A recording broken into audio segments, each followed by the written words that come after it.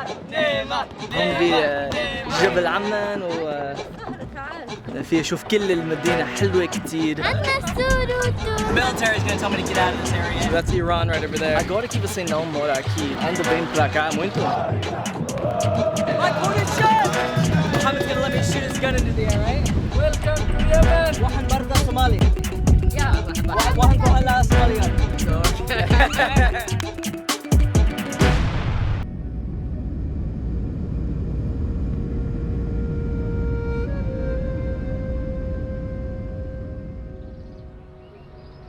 This is a story I never intended to tell. Afghanistan for me has long been a giant blank spot on a map of places to see before I die, an often difficult land to unlock for any world traveler, a tourist blockade, unreachable, forbidden, off limits. I came here not in search of an episode, but seeking something else, something greater, humanity, inspiration, or even perhaps a traveler's romance with a country, a language, a people. I left with all of it, except a story. That wouldn't come for another 2 months, with a major Taliban offensive seizing control of new provinces, international border crossings, and eventually every major city across the country. On August 15, 2021, the Taliban entered Kabul, prompting thousands of Afghans to flee the country. One of them, my friend, my guide, Ramin.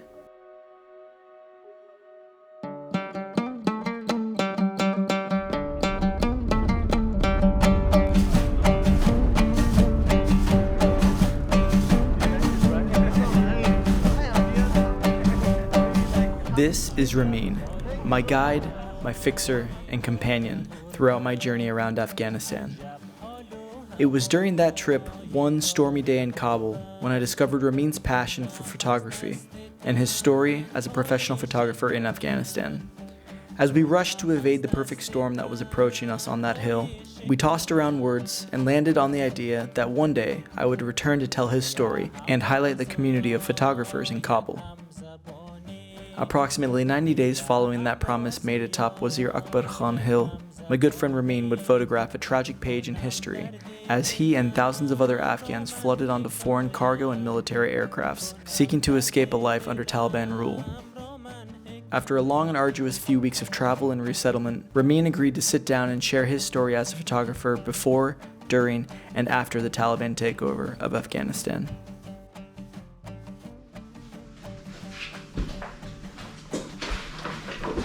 Ramin, brother, it's good to see you again. Good to see you too, man. I'm so happy to see you. I'm so happy that everything, worked out as it did, and that you're safe and that you're doing well there in Germany. So I guess the place to start really is, how did you first get into photography, and when was that? I had the interest very back when I was studying, and so far I was doing mobile photography there, and I was kind of really interested in this. So from then back, it goes and increased day by day, and now it comes to a job for me that I am like a sometime full-time photographer, because I work as a freelancer, but sometimes just photographer. So Ramin, you talked about meeting other photographers. What is it like to be a photographer based out of Kabul? It was pretty nice, but it was really also challenging for me, because in Afghanistan, camera is something really new for the people. A lot of people was accepting it, a lot of people was reacting it really hard.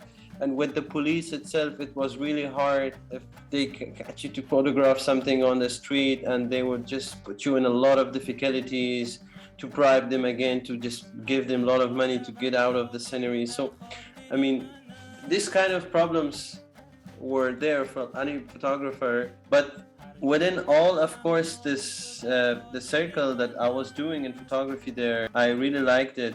I was trying to learn something from Kabul, trying to think different, and yeah, I can define it in this way. It was pretty beautiful.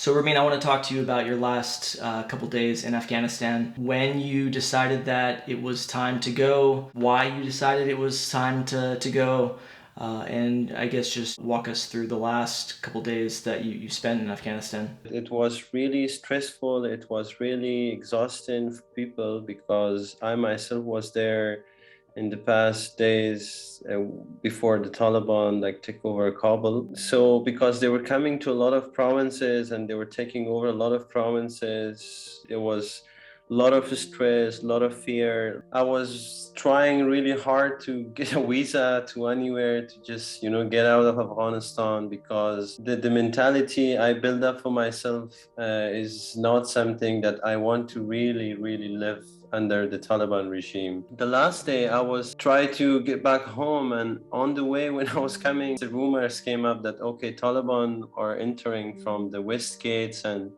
the fear started from there. I reached home in some point, and I was, to be honest, of course, myself scared that okay, if they come, what's gonna happen? So it started from 11 in the morning because I received a call from the colleagues I was working with for the German media. They told me we have put your name on the list of evacuation and you need to go to the airport as soon as you can because the evacuation can start any second and they're going, and you have to be there if you want to leave Afghanistan. So that stressful moment for me, I seriously didn't thought about a lot of things, but I knew that in Kabul airport, they do not allow Afghans to carry cameras and stuff. So I had the mentality that, okay, if I take this, they will not allow me to take this into the airport. So I had to leave all this stuff, but I was just happy to receive this call in some point, and I just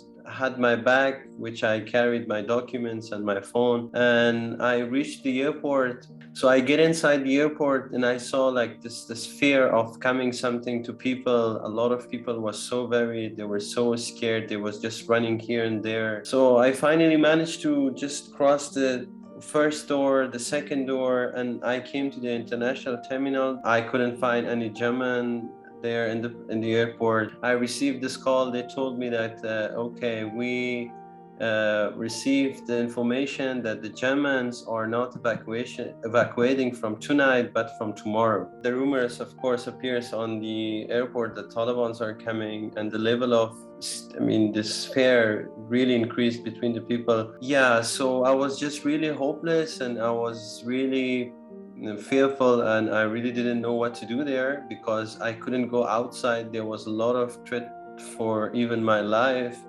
and I couldn't stay inside because there was pretty huge chaos, and we were just searching for an opportunity to go anywhere to save our lives. You don't believe that I even sent a video before I came from Afghanistan to my wife that okay, I really don't know what's gonna happen to me.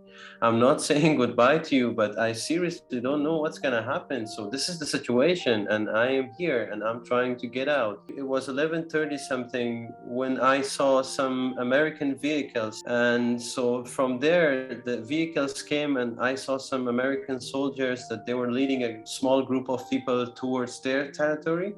There was a US Air Force standing in front of the planes, the charter planes, and they were not allowing people to get inside. But in that situation, no one was listening to nothing, and they just went inside the planes because they were really scared. I managed to get inside the plane, and I was in the middle of the plane. I was trying to think really different in that situation, and I was trying to document the whole scenery, what's happening, and I was also trying to save my life in the same time. The Taliban just came inside the airport on that moment, and we could see the gunfires everywhere. And in the end, they said, you guys have to sit, and we are talking, and we will came to a conclusion that we should take you guys or not. In a situation like that, where, like you said, you're trying to document it, but you're also trying to save your own life, and there's so many things that are happening all in this moment. You didn't have your camera.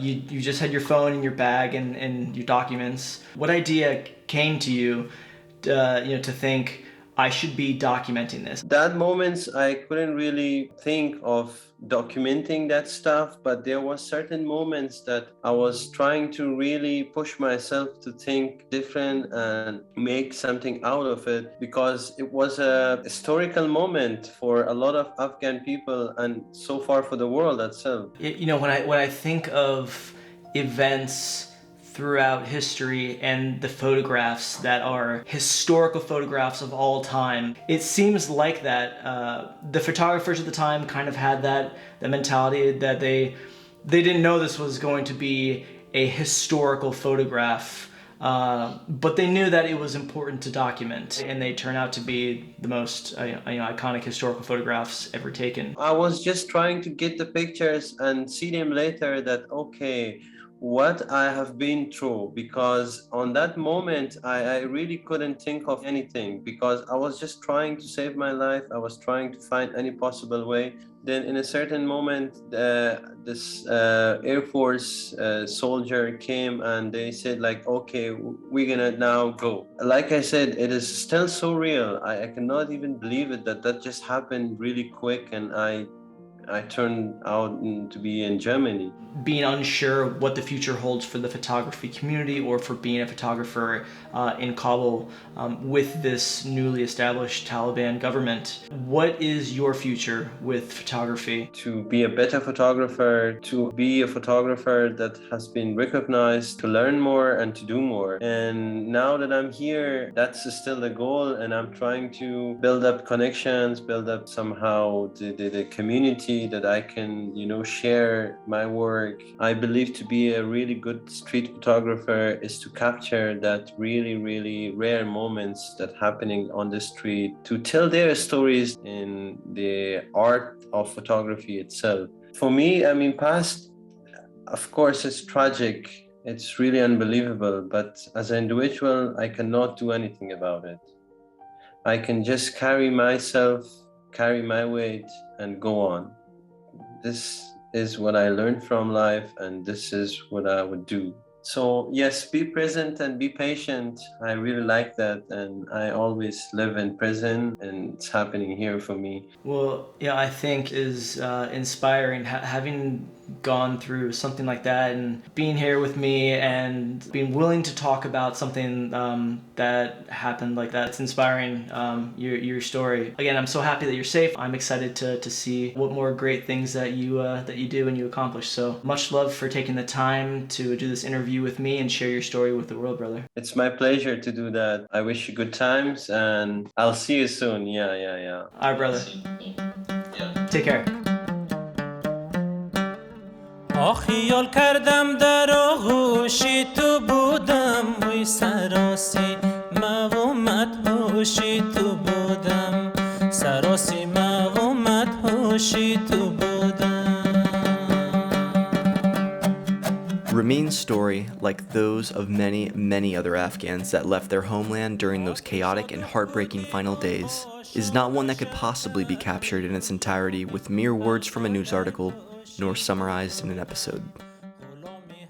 I, alongside countless others with friends and family in Afghanistan, were a part of it all, albeit on the sidelines via WhatsApp and email, during those last 72 hours, frantically messaging our contacts and searching flight manifests for any possible vacancies, desperately seeking some way to help those we care about escape a Taliban-controlled Afghanistan. An Afghanistan possibly robbed of art, self-expression, street photography. As much as I detest an obnoxious platitude, only time will tell. For Ramin and those who managed to leave Afghanistan, the future, while uncertain, holds new beginnings, a new approach with new backdrops and subjects, free from the Taliban grip. For all who remain, life with a Taliban-run government may be, at best, complicated.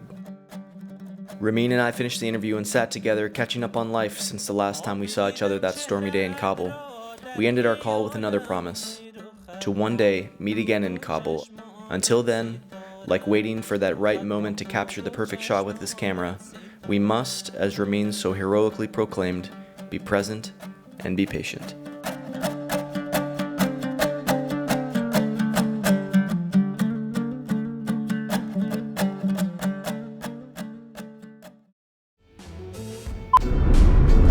right? Hello, hey, hi, audience. How are you? Are you like happy to see me? Thank you so much. I'm happy to see you guys too. You can sit here. No, it's good for me to watch you because it shows just how much the car is going up and down. If you feel that we are going too fast or something, you can say this is the normal speed here, right? You can go a little faster if you want. Really? You only live once, right? Let's do it. Alhamdulillah, if we die together, brother. You see? We're on top of What's your Khan here? say it again? There's a lot of wind right now. There's like a dust storm, like crazy lightning, and it's about to pour down rain. So that was beautiful. Get the hell out of here. That's the last day in Kabul. Ramin's he's having a really hard time with my departure, so you can hide my carry-on. So whoever watched this video, I have to mention. Is it recording? Yeah. Okay, I go again. So whoever watching this video is like a very professional, you know, marketing strategy. No, I'm just bluffing here. I was about to say that whoever wants to is a good guy. Please take care of him. Wherever he lives, that's all. You're sweet, man. I'm gonna miss you.